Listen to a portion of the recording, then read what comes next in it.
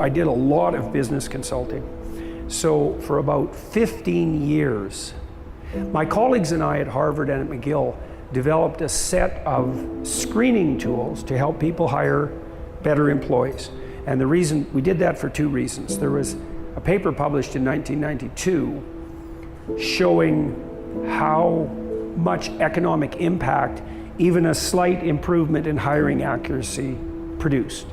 And so imagine, so this is how a business works. This is worth knowing, these things. So first of all, the square root of the number of the people that you employ will do half the work. Okay, so if you have 10 employees, 3 of them do half the work. But if you have 10,000 employees, 100 of them do half the work. Okay, and that's a stable law across all enterprises that require creative production.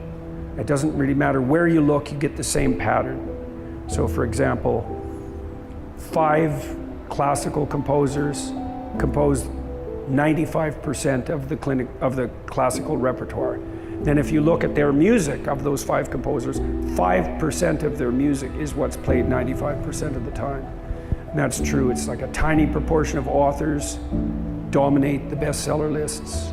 A tiny number of recording artists sell all the records. A tiny number of planets have all the mass. A tiny number of rivers have all the water. This is something built into the structure of reality itself, deeply. And what that implies on the business front is that if you can tilt your hiring so that it's more accurate, so that you hire a few more of those hyper-productive people, the return on investment is overwhelming. And there are formulas that now enable the calculation of return on investment per increment of hiring accuracy.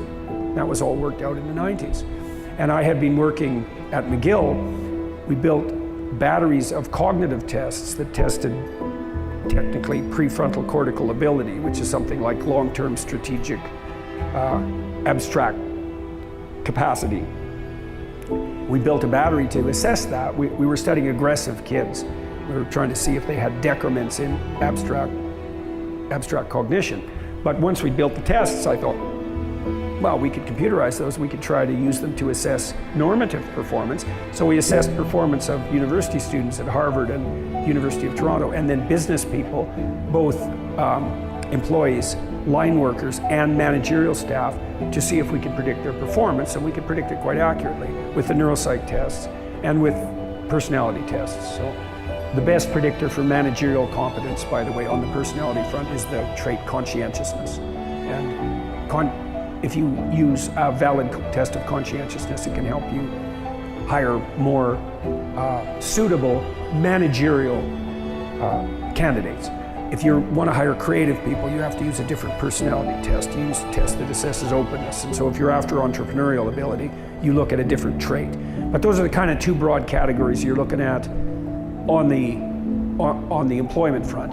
You're going to have your managers and your administrators, and they need to be conscientious. And you're going to have your creative types, entrepreneurial types, and they need to be high in openness. And they are not the same people. And you likely need more of the conscientious types than of the creative types.